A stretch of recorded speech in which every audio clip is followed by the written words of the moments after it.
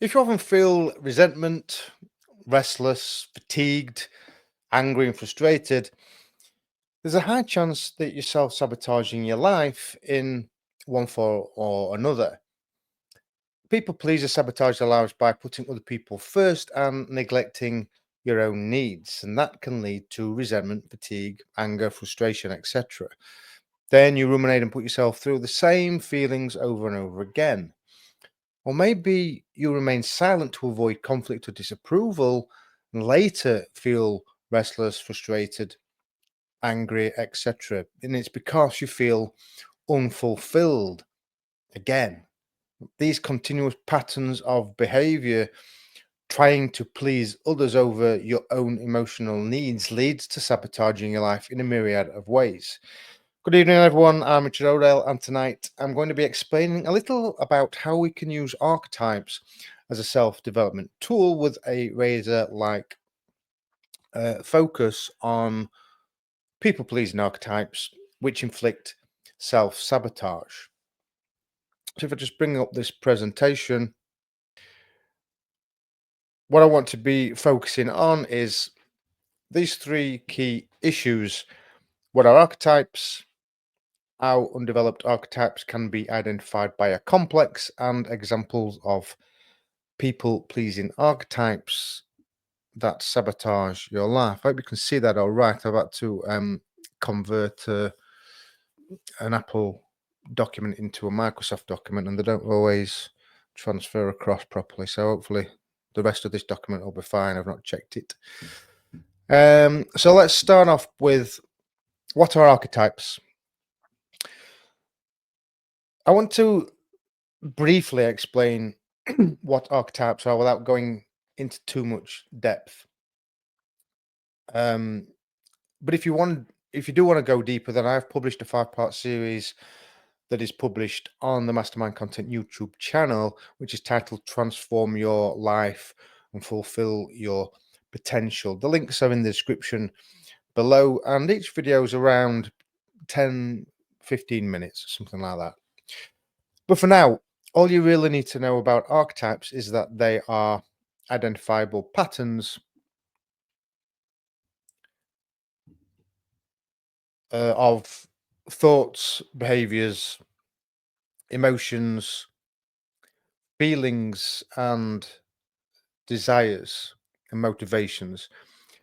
The great Swiss psychoanalyst Carl Jung described them as universal blueprints that belong to humankind. They're available to humankind, and I'll clarify what I mean by qualities shortly. So there are 12 archetypes that encapsulate these qualities. And by integrating the qualities of each archetype, you become more whole. And lastly, archetypes serve as specific functions in relation to your environment. Now, knowing the function is one way to recognize which archetype is showing up in your life. So it's then easier to identify how this archetype is influencing it. And the more you develop an archetype, then you become the best version of yourself. And like Jung said, every archetype at its first appearance, and so long as it remains unconscious, takes possession of the whole man and impels him to play a corresponding role. So this is an example of the archetypes tool that we have at Mastermind Content, and you'll see there are two columns, developed and undeveloped. Now, each of the words that are listed in each of the columns are a quality that belongs to that archetype. So that's what I meant by quality. And it is these qualities that you will observe in yourself. So ideally, you're wanting to look at, you're wanting to have developed the qualities within the developed section, and be consciously aware that you are performing these actions and feelings.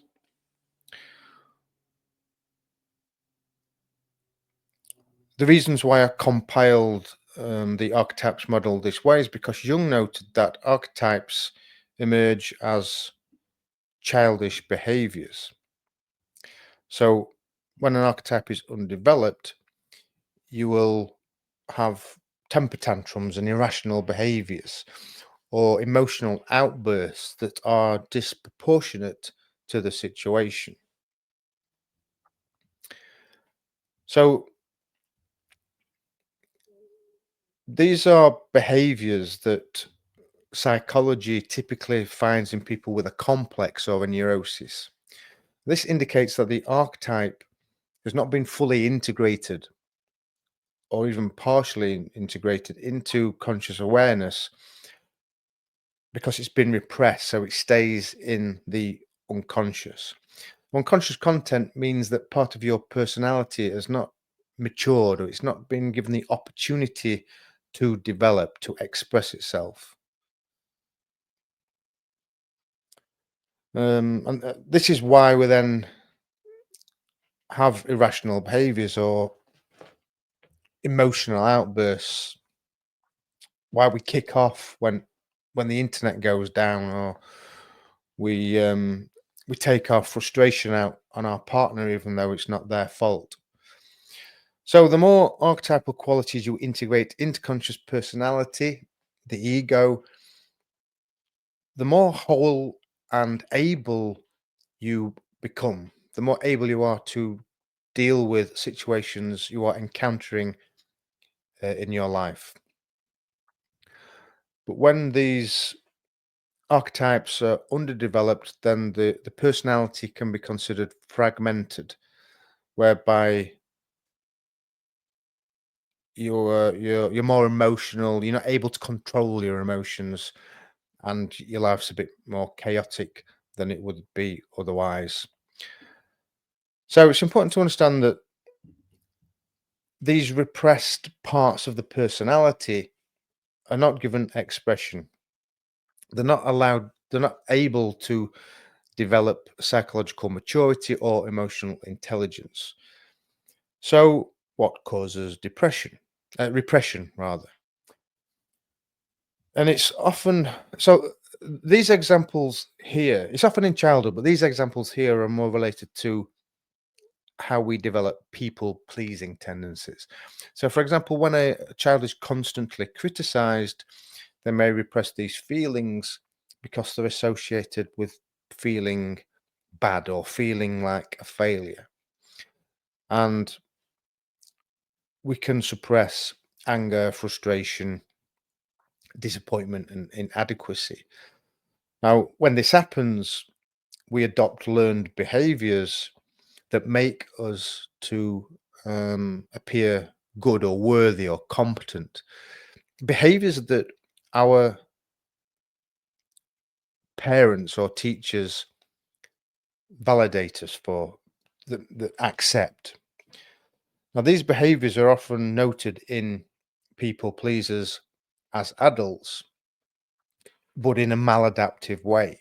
So, whereas they are developed as a coping strategy for a child, they don't always transfer into adulthood. They become maladaptive behaviors. Another example is when a child is punished for expressing negative emotions, or perhaps you pick up disapproving looks from your parents or teachers. So then you start hiding that side of your nature that is deemed to be unacceptable. So if you were disciplined for being loud or boisterous as a child, for example, you may have learned to be shy and passive so that you don't make anybody angry. You don't make your parents angry. So then you also see anger as a sign of disapproval. So then you don't show that side to other people. You repress it. But then when we repress these emotions, can it can burst through into conscious awareness, into consciousness as a maladaptive behavior, a response to a situation. Someone who has experienced an emotional trauma or lived in a chaotic environment that learned to zone out from reality as a way of protecting emotional well being can also develop people pleasing tendencies. So when we zone out, you can develop an avoidant personality and never learn how to manage your emotions that would serve in certain aspects of your life. For example, a people pleaser would typically avoid a difficult conversation because it's either disturbing their own um, emotional peace, or they don't want to affront another person. So that to avoid this discomfort, this emotional discomfort, just avoid a confrontation or a conflict completely. And people pleasers will recognize all of these situations.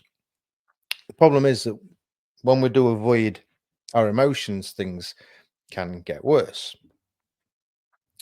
As this graphic points out, from libido in the center towards the red unhealthy debilitation, when we don't channel libido, psychic energy, when we don't channel energy in the right way, when we don't express them outwardly, they transform inwardly. And Jung noted that libido, by the way, what I mean by libido is what Jung called psychic energy. It's not this sexual energy that we are is familiar today. It's basically something that exists in the mind as potential, such as an idea or a desire or intuition. When you say, "Oh, I'm going to do this," that thought starts as um, energy which exists in potential until it is transformed into outward reality. When it's not transformed into outward reality, it turns inwards, it transforms inwards. And Jung noted that these coping strategies, the libido initially transforms into a complex, which then transforms into a neurosis, which then transforms into a disease and a debilitating disease. And this has been shown since the 1950s in medical literature, even though it's not well documented for particular reasons that I'm not going to now. But if you're awake, you'll probably know. Anyway, Um, so when basically energy has to transform, the laws of thermodynamics show that energy doesn't disappear; it transforms. So, for example, if you say you're going to do something or you want to do something, you set an intention. That intention is an energy. It's the libido. It's a psychic energy. So when this potential is not fulfilled by aligning your actions with your intention, the energy will align into something. Sorry, the energy will transform into something else. Now, that may be an experience which goes somewhat towards fulfilling your potential, but you make a mistake or it doesn't quite turn out as you wanted, but at least you're still expressing it outwards. That's fine. And you can learn from mistakes. But if you just completely ignore it, then that energy becomes dormant until it then transforms. So, for example, if you want to, if say you're going to do something and then you don't, that energy could transform into restlessness, or it could transform into anger or frustration. The more that we do this, the more that we are repressing these emotions, then the more likely we are to develop a complex, a neuroses, and a disease. So then it's interesting to note that the word whole and the word healthy have the same root word in several languages, in Dutch, German, but also in Sanskrit. So basically, to be whole is to be healthy. And that's what I try to show in this diagram of the human psyche. The self ego axis in the center is the conscious mind, and the archetypes um, around the edges there are parts of our personality that need integrating into the self ego axis.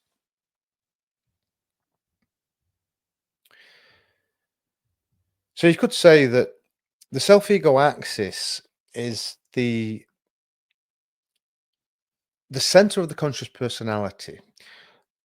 So it's essentially the coordinating center of the psyche. Now, in neuroscience, the self ego axis would be considered the central nervous system, and the archetypes that feed uh, into the self ego axis, that central part of the psyche, are the neural networks in the brain which communicate information to parts of the brain, and the parts of the brain then make the decision on how you act.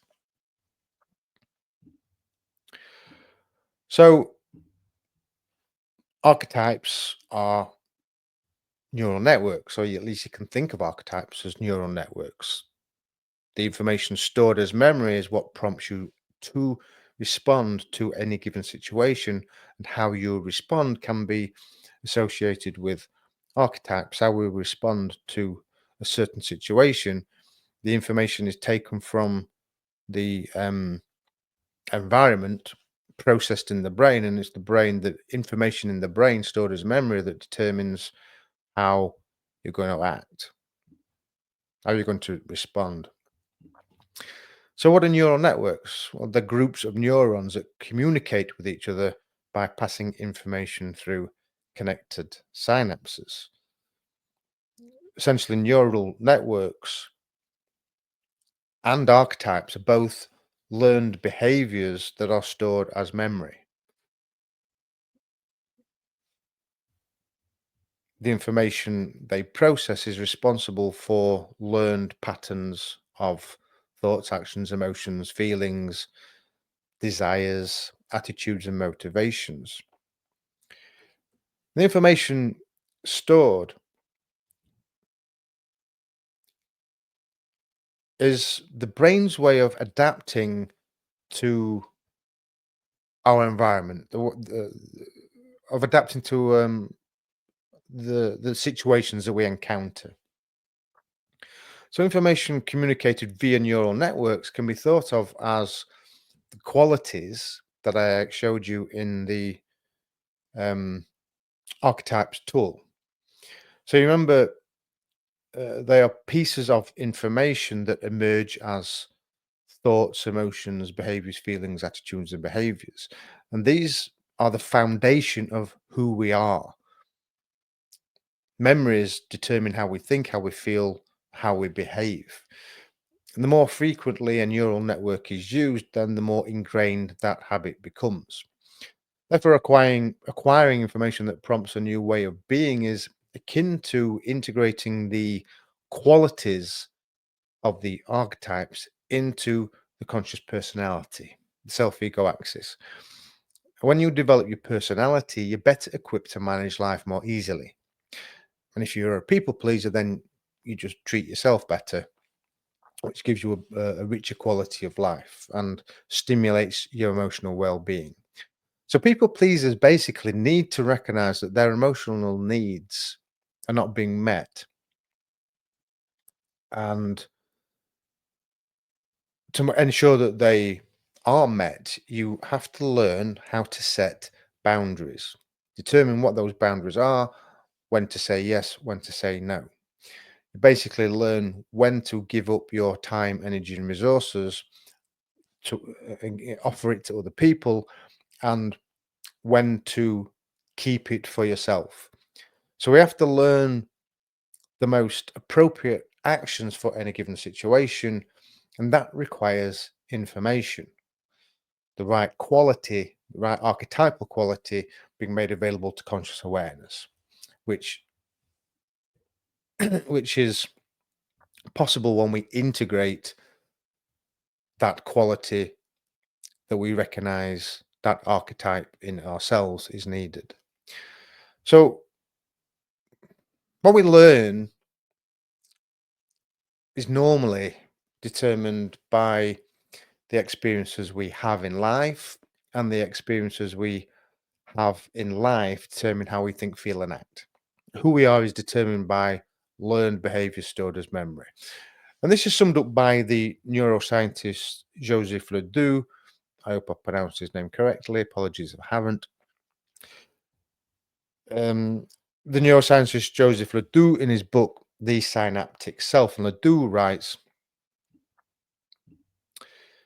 most systems of the brain are plastic, that is, modifiable by experience, which means that the synapses involved are changed by experience.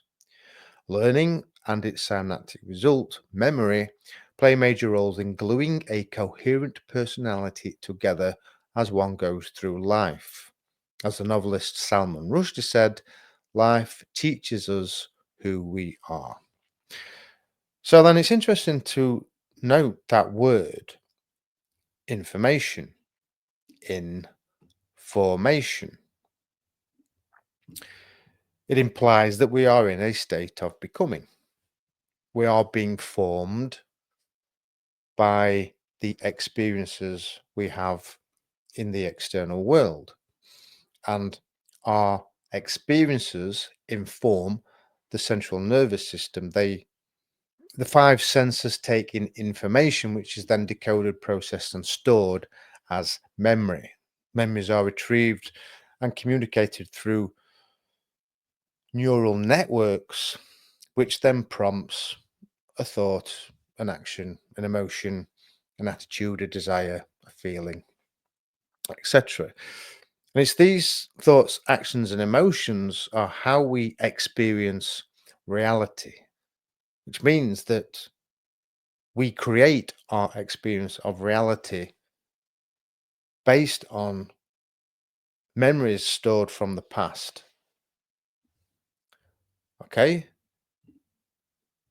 So if the past influences the present, then the present will influence the future. If you're not at peace and find life fulfilling now, in this current moment, the information you have stored as memory doesn't allow you to feel happy and fulfilled and at peace. Your experience in life is a product of stored memories that made you feel unhappy, unfulfilled, and discontent, etc. So here's another quote from Joseph Ledoux from his book, again, The Synaptic Self. And he writes, the brain that does the remembering is not the brain that formed the initial memory. In order for the old memory to make sense in the current brain, the memory has to be updated. And that's essentially what I learned how to do, even before I understood neuroscience. That's come a little bit later, but I used to be a people pleaser, and because of that, neglected my emotional well-being. I found myself to be unhappy, unfulfilled, and I also had fairly crippling anxiety and depression. Now, I only learned how to overcome these problems when I started researching depth psychology, and I went on to study depth psychology so that I could understand human nature. And through depth psychology, that my line of inquiry led me to the neuroscience, the neurobiology, quantum physics, and philosophy, which has kind of shown me that my experiences can be identified by cutting edge sciences that not everybody hears about because it's not very well promoted through mainstream media. So some of the things I tell you may go against what you already know, and it may not be believable, which is why I also encourage people to do their own research. Because by rewiring my own brain, by changing my outlook in life, by adopting new behaviors, I was able to shift from a survival mode into a code that's primed for thriving. And the survival mode is sitting in your bubble, your bubble of comfort, and just going, over the same things day after day because that's where you feel comfortable and that's where you feel safe. It's when you step outside of that comfort bubble that you learn to grow, to develop your personality, and that's when you become more confident about yourself. You trust yourself more. You become happier and more fulfilled because you're doing more. You have better self esteem. Now, I'm happier and more confident and more fulfilled than I have at any time in my life, practically. And that's despite my current circumstances because last year I had to return back home to Doncaster in the UK to look after my mother who has Alzheimer's. And that is not an easy thing for me to do because I had a very comfortable life in Belgrade where I'd been for 5 years. And this has completely flipped my life around because Doncaster has no emotional nourishment to offer me.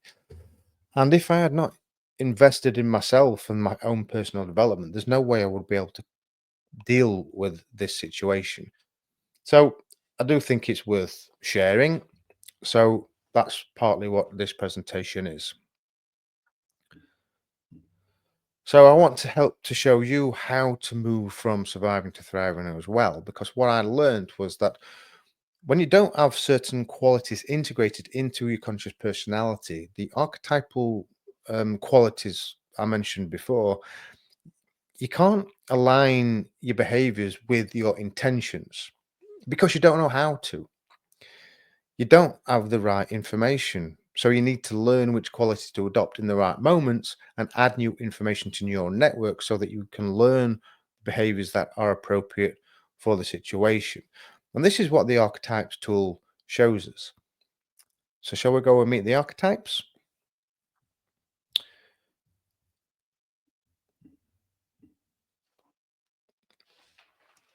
So this next part I want to show us, I'm going to introduce you to two archetypes and I will explain how you can identify the emotional wounds within this archetype.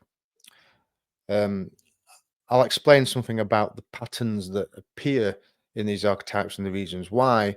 Um, because we know the reasons why, then we can go and heal those wounds.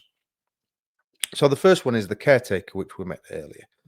So again, this is an example of the mastermind content archetypes tool. And again, you can see there's a list of qualities that are sectioned off in the developed and undeveloped sections. Now, these qualities show up in patterns that are centered around a particular theme. For example, the undeveloped caretaker is short on self worth.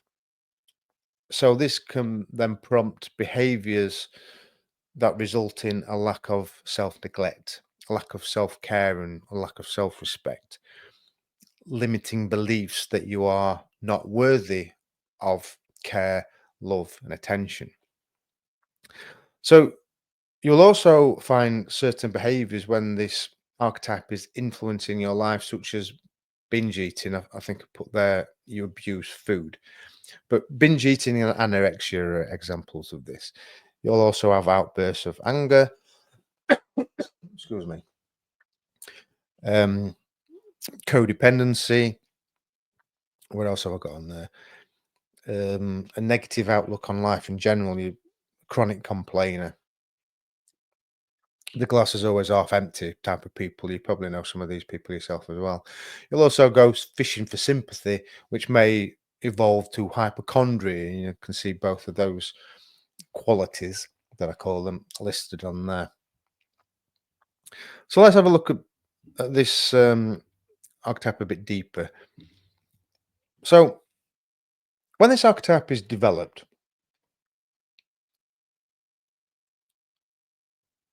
you'll notice that archetypes serve a function.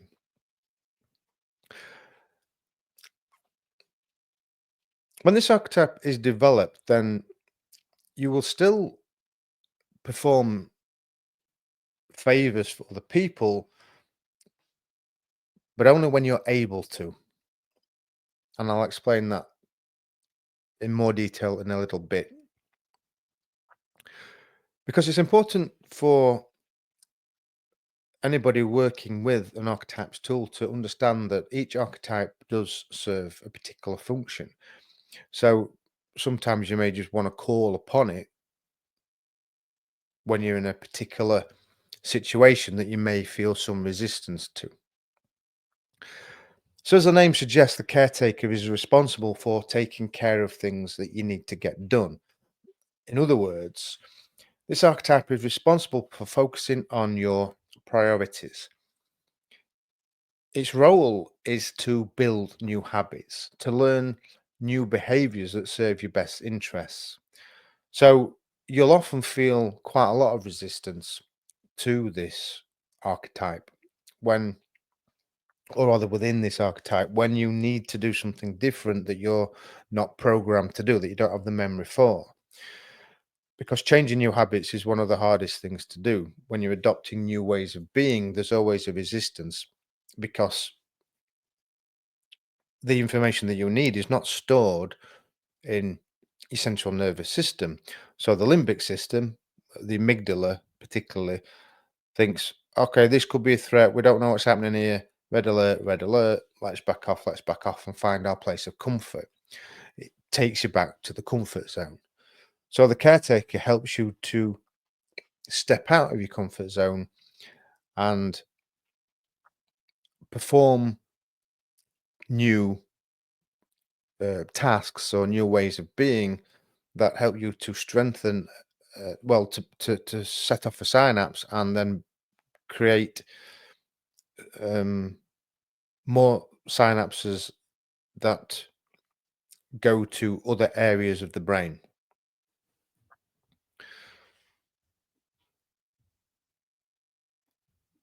So it helps to develop the caretaker if you have some self-awareness.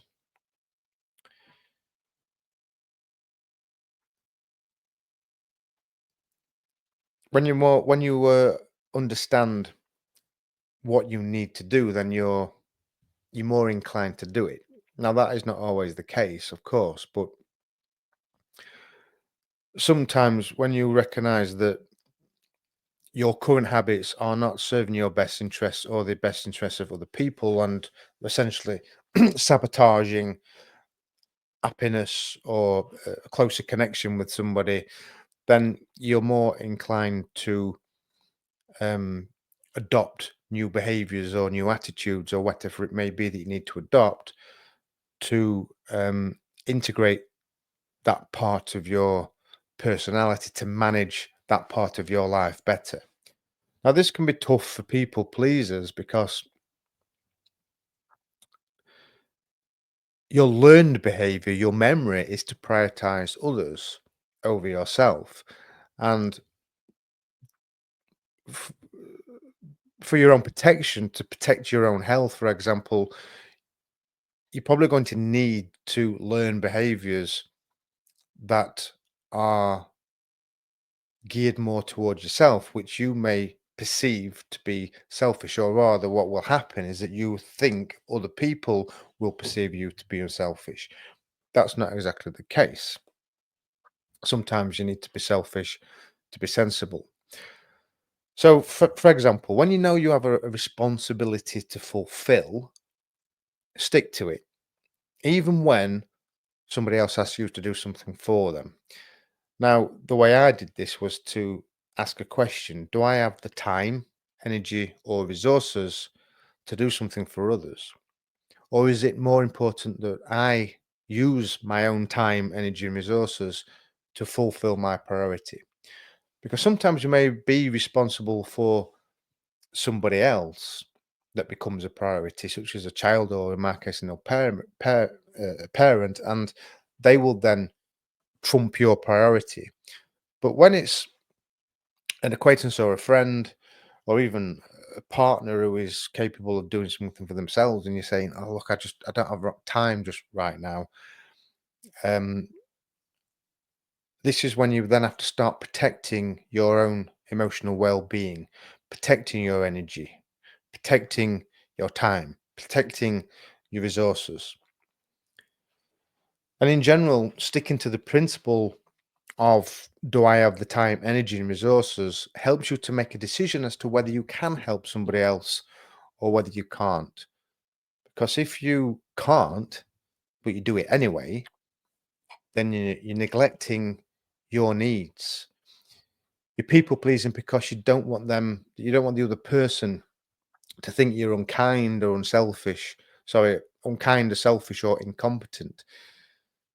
It's when you neglect your emotional needs that you start feeling these moments of unhappiness and discontent and feeling restless and unfulfilled. So this becomes the information that you store as memory, and it creates habitual patterns that are designed to make sure you feel unhealthy, unfulfilled, and discontent. But otherwise, the central nervous system feels dysregulated because of the information is inconsistent. This is why the central nervous system creates memory. Problem is, it has no conscious awareness of how it actually makes you feel. It's just simply processing information, a bit just like a computer or a piece of software processes information to perform a particular function. So, so to feel better, you have to learn behaviors that feed your emotional well-being in a positive way. And by feeding your emotional well-being, I mean stimulating the feel-good neurochemicals that we hear so much about: endorphins, oxytocin, serotonin, dopamine if you want. But I have a, I don't think, well, neuroscience shows that dopamine is not feel good. It doesn't make you feel good on its own, but it motivates you towards something that gives you that feel good. So feel that feeling of satisfaction. So it's dopamine itself doesn't make you feel good, but it's part of the family of feel good chemicals. Um, so I was a protect your protect your time, energy, and resources to make yourself feel fulfilled and priorities. And this is the key difference between the developed and the undeveloped caretaker, because when it's developed, you can focus on your priorities, which means that you do protect your time, energy, and resources and adopt habits that will make you feel better because your the new behaviors that you learn stimulate feel good neurochemicals. And no, this is not being selfish, it's being sensible. I'm going to tell you why it's being sensible when I explain how you recognize the undeveloped caretaker. Because when the caretaker archetype is undeveloped, then you give your time, energy, and resources away to others, and you don't then have enough time, energy, and resources left for yourself, which means that your personal well being is not being met. So you might feel low. You might feel as though you don't have enough time to do the things that you wanted to do. You may you may give resources away that then leaves you short um, from physical needs. And it could be things like food, transport, exercise, which all of which boost your well-being and sense of satisfaction. So, for example, once I was on a night out and my mate got into a bit of a mess with his girlfriend, so I was comforting him, and I missed my last bus home. And so I had to get a taxi, which left me with not enough money to buy a burger, and I had no food in the house, which meant that I couldn't sleep very well that night because I was starving. All because I wanted this person to like me, even though later I realized it was a bit of a dick. So if you recognize that this is part of your personality as well, and you're nodding right now, I recommend that you acknowledge that you are neglecting yourself. That's step one. When you're not taking care of yourself, you are not taking care of your personal well being and you are not respecting yourself. Now, this is why I call this archetype the caretaker. In other models, you'll see it called the caregiver. But the reason why I call it the caretaker is because of the definition between the two words. The caregiver is someone who takes care of others. That's it. That definition does not encompass taking care of yourself. The caregiver gives time, energy, and resources to other people and neglects their own well being. The definition of a caretaker is someone who takes care of everything, which includes yourself. Now, this is why it's important to set boundaries because you can only take care of so much in a day, and you are only responsible for taking care of your priorities. You're not responsible for taking care of anybody else's responsibilities, not their chores, not their children, not their relationship issues, etc. You just protect your time, energy, and resources and make sure you fulfill your priorities. And the only way you can do that is by setting boundaries and learning to say no when you do not have the time, energy, and resources. Now, that doesn't mean that you can't help other people. And it's in the nature of the caretaker, whether it's developed or undeveloped, to take care of other people. But you can only do this when you have capacity. And that's how you will know the difference between the developed caretaker and the underdeveloped caretaker. Because the motivation for this archetype is a lack of self esteem, which is born from a feeling of not being needed, not feeling appreciated and useful. So then these feelings become a deep seated mask that you are inadequate because um, you don't feel as though you have enough competencies. You don't feel as though you're worthy, and you don't feel as though you offer enough value to the world. Well, the best way to do that is to take care of your priorities and the people that you're responsible for, and acknowledge and recognize the value that you bring to that side of your life. Because the people that rely on you, the people that you are responsible for, will appreciate you. You'll also have the competencies to fulfill their needs. And if you don't have the competencies, then you're more likely to learn them so that you can serve their needs.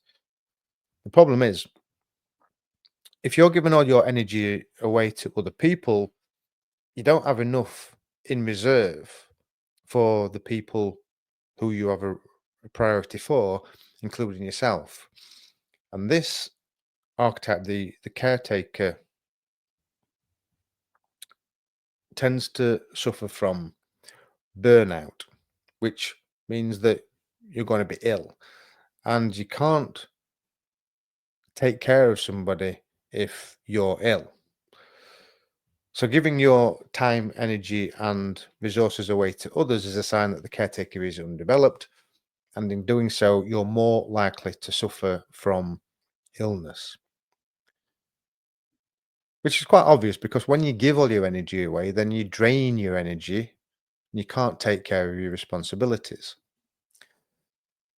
So, another indication that the caretaker is undeveloped is if you feel guilty when you say no to someone, because that's also a learned behavior. When you say no, it triggers an unconscious feeling that you are not being needed, useful, and appreciated, which is something that the caretaker needs. You may also subconsciously feel ashamed that you're not able to provide a service, that you're not useful, or you're not able to feel needed and appreciated. So once you recognize these feelings, and once you recognize that you are a people pleaser because you want to avoid the pain of guilt and shame, or because you want to of- because you want to feel useful, because of an underlying feeling of inadequacy, you will then have the strength to say, sorry, I can't do that right now. I'm swamped. And this is another example of being self aware that I spoke about with the developed caretaker. I'll tell you this from personal experience that when you do say no to somebody, you will feel guilt and shame. So even though you become a people pleaser to avoid that guilt and shame, you're still going to feel that in the initial stages of healing this um, archetype. What I can also tell you though is that once you recognize that the reason you're saying no is because you're being sensible, because you're fulfilling your own responsibilities and your own priorities, that then becomes the memory.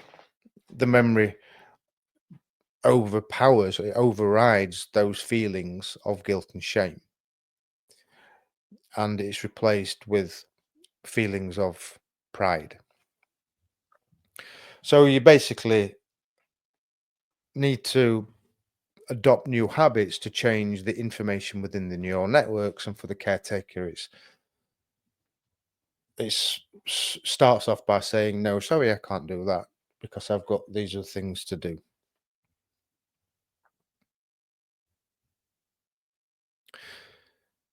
Another motivation for helping others is that you're worried what people will think of you, and you'll think that not helping them and doing things for yourself, you may feel that they think you're selfish or unkind.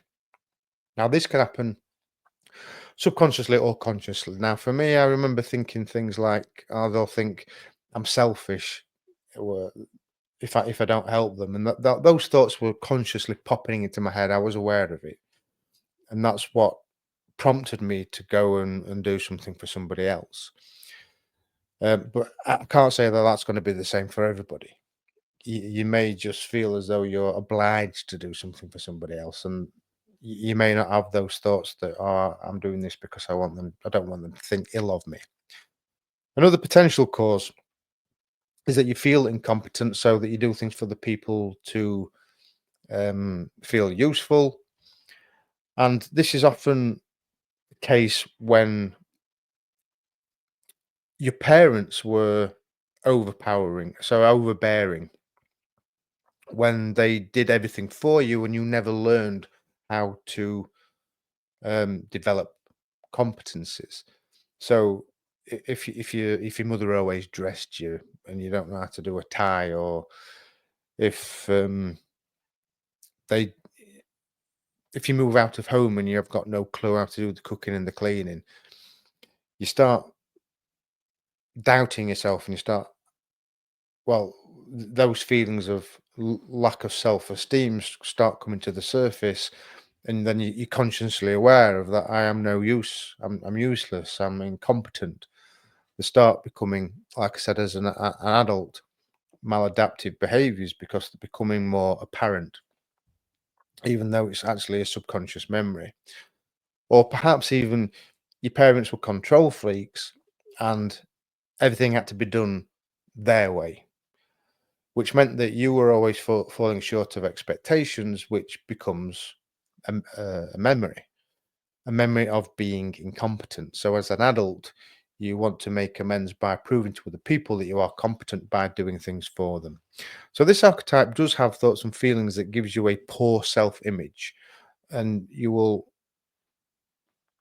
either consciously again, either consciously or unconsciously, these thoughts will pop into your head that I'm incompetent, that I'm inadequate, I'm not good enough, I'm no use to anybody.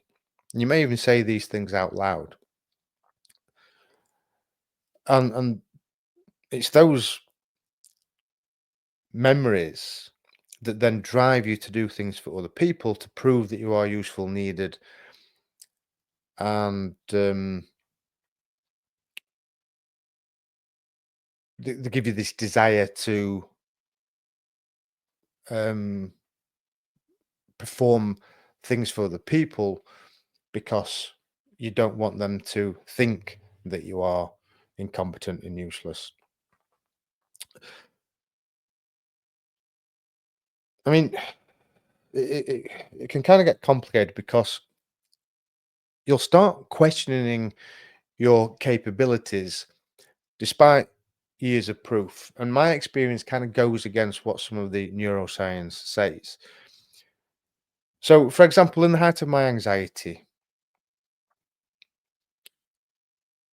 I would feel nauseous and I would get brain fog whenever I was confronted with a challenge. And this was around 2012, 2013. So I'd been a professional writer for 5 years, but I was still getting brain fog and sitting staring at my screen for about 20 minutes whenever I got a new job because these new assignments just felt like a new challenge. And because of these unconscious thoughts that I can't do this, I'm not good enough, and I'm incompetent, were preventing me from actually taking action because the amygdala was recognizing a threat that, oh, you could get rejected here, you could be it could be confirmed that you're not good enough. So even though I had adopted a routine of researching, organizing my script, and then writing, I would still go into this freeze mode, the stress response of fight, flight, or freeze. And I believe this was due to a lack of confidence in my own ability and a lack of self-esteem.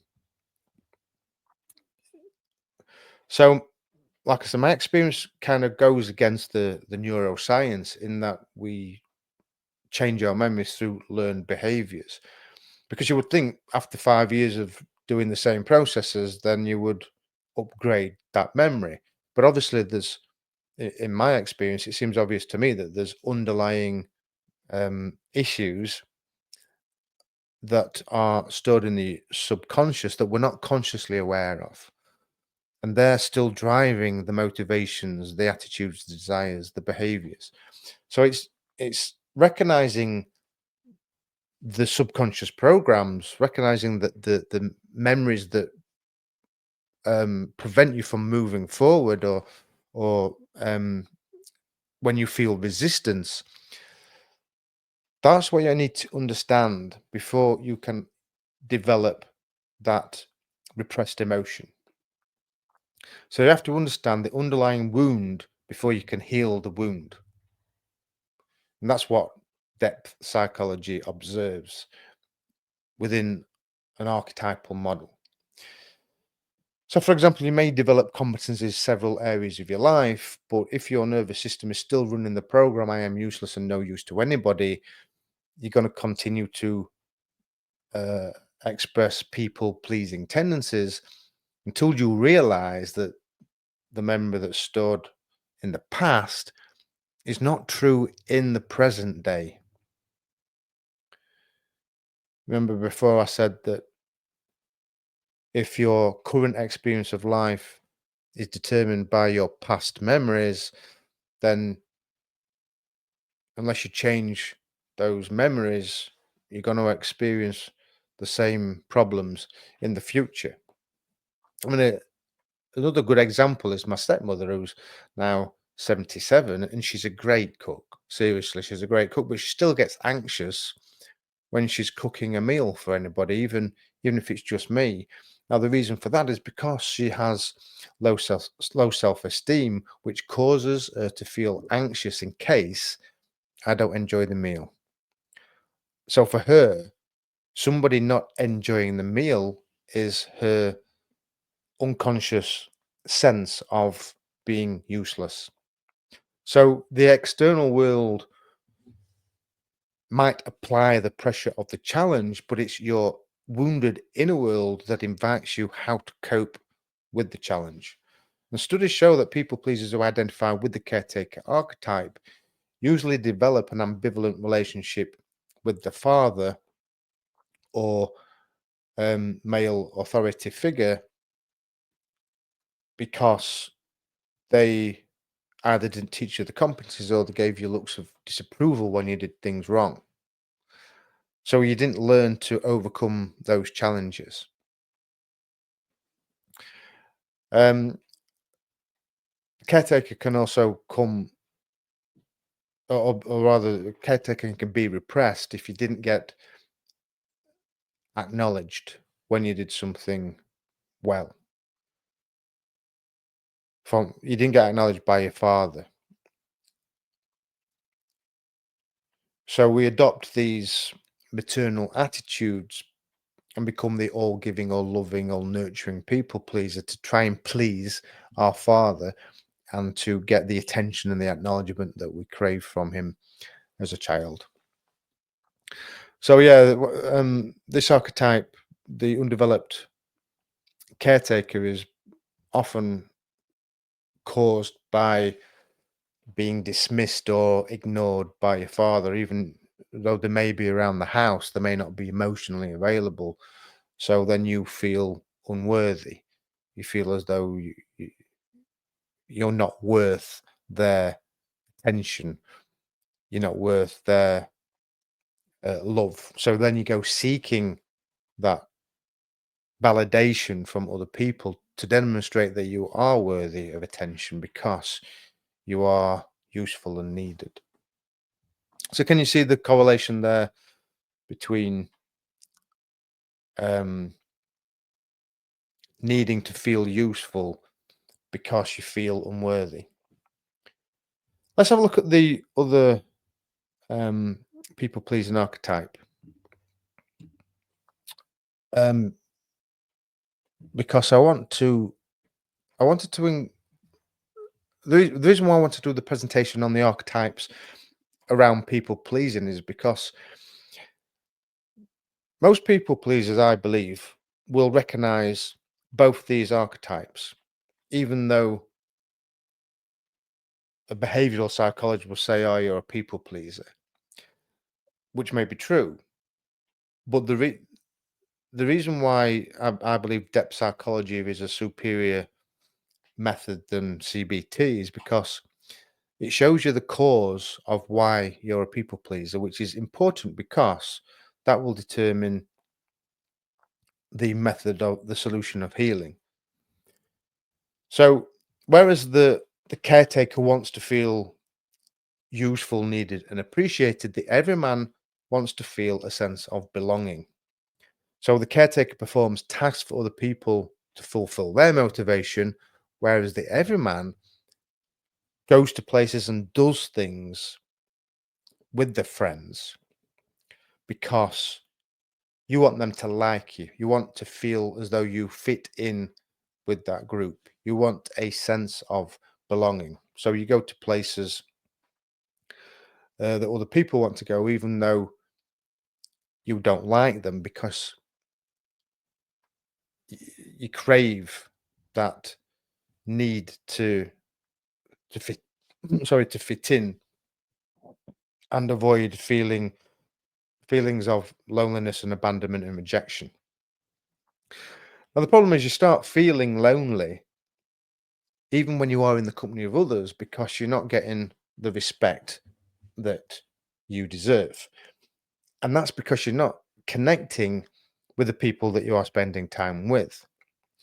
You're doing things with people that you don't really enjoy, and that's not nourishing your emotional well-being. You tend to be agreeable and say yes to everything, even though you may have a different opinion. So then you get caught out if there are two friends that have differing opinions, and you don't want to disagree with either of them. So you say yes to both, but then that contradicts what you actually think, which then makes you appear flaky, and then you become a target of abuse. So, for example, I used to go to pubs with my friends that were loud and they played pop music, which I didn't like even at the time. But um, because these were my school friends, I wanted to fit in with them and be part of the group. Um, the underlying cause was because I had abandonment issues. I didn't have the emotional comforting that I needed as a child. So when this happens, then you go looking for a place where you do belong, because belonging is a basic human need. You feel as though you belong. You feel as though you belong when you go along with friends to places, just to be part of the crowd. But eventually, that starts to unwind, as I noticed that I was feeling lonely even when I was with company, and it was because there was no emotional connection with them, because we just simply were not like-minded. So the more you allow this to go on, you start betraying yourself, and you can see that self-betrayal, resentment, rejection, bitterness, and hate are all qualities that are surfacing in the um, undeveloped everyman. The thing is, the function of this archetype is to connect with people, so that it has to be developed to overcome the feelings of self-betrayal, alienation, and no sense of belonging. But you can only do that if you're aware of that you're aware of being a people pleaser because you want to fit in. So let's have a look at the everyman when it's in a developed state of conscious awareness. Now, the best qualities of this archetype are that you are amicable, agreeable, accommodating, adaptable, charming, um, cooperative. And these are all great qualities for connecting with people. It enables you to make friends easily. Now, you'll recognize this if you're a social butterfly, and you'll also start, now I've told you this, you'll start recognizing this in people who are social butterflies, because they're just really nice people. Um,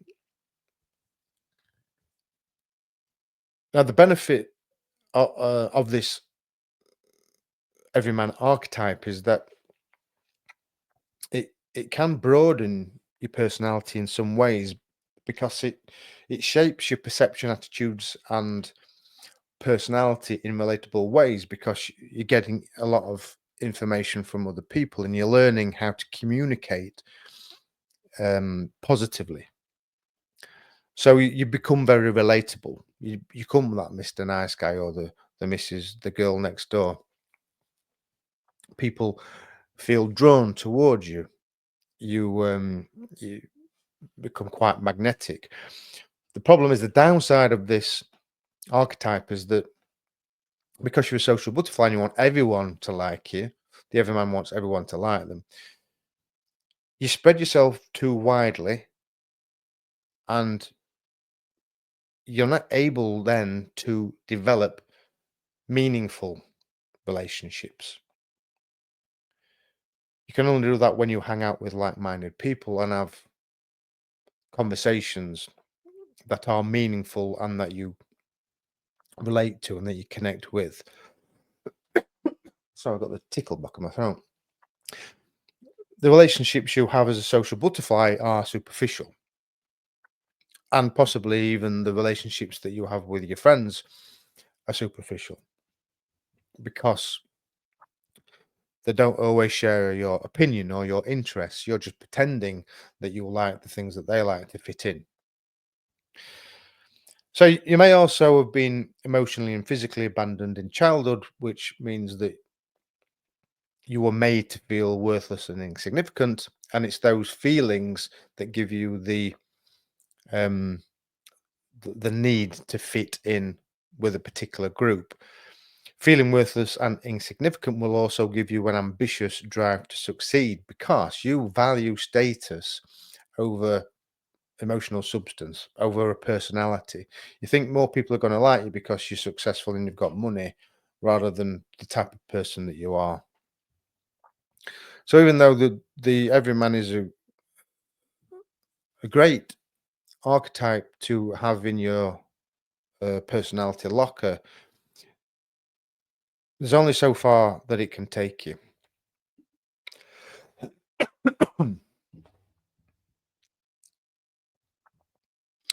Like I say, let's have a look at the undeveloped everyman, because here we find the underlying motivation for the everyman, and it's, as I mentioned before, that craving to be accepted and find a sense of belonging. You need to feel significant.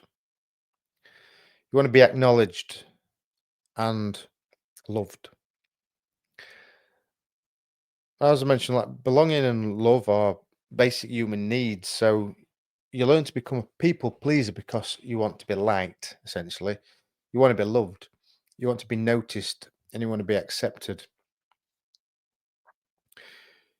You'll also recognize that the everyman is undeveloped if you don't have any sense of individuality or authenticity. It's because you're just mimicking what other people like and do because you want to fit in with them.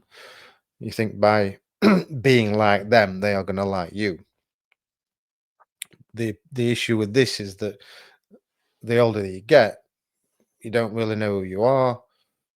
You don't know what you want to do because you don't know what you like and what you don't like because you've never explored that for yourself. So you get to a point in your journey and you feel completely lost. That's because you disconnected from yourself. You're ignoring your intuition and you're not able to compute how you really feel. When you don't know how you really feel about things, then you can't judge whether you like it or whether you don't like it. So another key sign of an undeveloped everyman is if you deflect blame or you don't admit when you do something wrong. You look for excuses, you push the fault somewhere else. It's the government's fault, it's the weather, the tools were crap. All these excuses that we make for ourselves. Now, what we're doing there is hiding the pain of shame and humiliation you felt when your parents disciplined you unfairly. Now, it may have been that they did not show any love but mocked you or did something that humiliated you when you did something wrong. But essentially, we then start to betray ourselves by abandoning our emotional needs. When we start neglecting our emotional needs by desperately trying to fit in, we are not nourishing our emotional well being. So, as adults, the everyman adopts a circle of friends that you don't really feel as though you belong to, and your emotional needs are undernourished.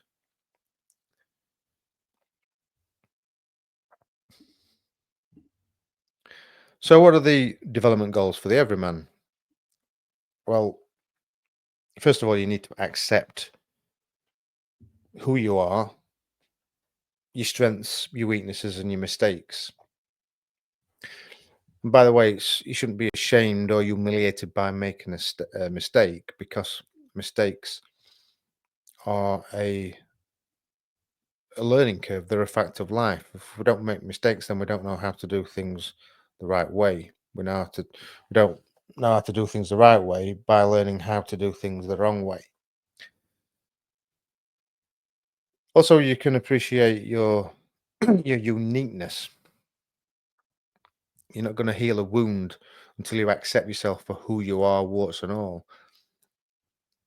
Appreciate your uniqueness and then acknowledge that you are different to others because you can't be the same as everybody else. You can only be who you are. And the other man has to let go of fear that you're going to be judged by others for having different tastes, whether that be in music or films or clothes or opinions, books, whatever it is. If other people don't like what you like, then that's their issue, not yours. And if your friends judge you for liking something different to them, then are they really your friends? Your friends should respect you for who you are, no matter what you like and what you prefer to do. Okay, guys, that's everything for this presentation on archetypes that are people pleasers. But if this information has piqued your interest, you may be interested in subscribing to the Mastermind Content Essential Self-Development Program from Surviving to Thriving for just £45 a month, which is an absolute bargain. And this is how it works. Each month you'll receive something from me that is very similar to this presentation, but focusing on one archetype a month. So each week I will send out some content that discusses a particular development goal for each, for the archetype of the month. And then we meet for a weekly meetup at 7 o'clock on a Thursday, whereby we will discuss the focus of the week in more depth. Now, this will help you to understand the archetypes, but also to monitor your progress, because you're basically accessing um, a support group, and you're given tools together with insightful content that describes the motivations of each archetype, how to identify the patterns, the development goals, and the philosophies that you can use to develop the various parts of your personality. Now, in these weekly meetups, I would really love to encourage each of you to explore your own inner archetypes within these sessions. And we'll probably have two or three people who we invite to tell us your story related to that archetype, or if also if you have any experience of the specific focus of the week with that archetype, then that would be even better. So come and tell us your stories, the problem that you encountered, how you overcame it, because I know quite a lot, but I don't know everything. So the things that the experiences I have may not be the solution for you, but there'll be somebody in that group who may have a suggestion that you resonate with more strongly, because it depends on those little bits of information, those qualities of the archetypes that you have already in your neural networks. Um, so I believe that coming together as a group will help us to learn faster, easier, and it will be more fun, because when we work together, we are stronger. And when we can all get from where we are to where we want to be faster and easier, then our little corners of the world, our lives, become better, faster as well. And essentially, we can make this into a community project. So let's build a community that wants to shift from surviving to thriving, because I think most of us can agree our own communities where we live are surviving, and we would love to see them thriving. So if this experience doesn't change your life in the next 12 months, I'm quite confident that it will, that I will give you your money back if it doesn't. I'm pretty confident this program will change your life, and for just £45, it's easily affordable, I believe, for most people. Plus, you get to meet loads of other cool people who are pushing towards the same goals, and you may even make some long-lasting friends out of it that are may even live near you, and you can go and meet them for coffee or for beers or whatever. So, if this sounds of interest to you, then head over to the Mastermind Content website. You'll find it on the link below. subscribe to the Essential Self-Development program from surviving to thriving for just £45 a month, and you will learn everything I spoke about today, plus much more about human nature, a bit more about quantum physics and neuroscience, neurobiology essentially, and more about how we can integrate the archetypes into our lives and heal emotional wounds. And one last thing I want to say, this is not just a one-time use program. The tools that you get in this program, you will use over the course of your lifetime. So I hope to see you soon. I'm Richard O'Dale, and I'm going to show you how to master mind content. Bye bye for now.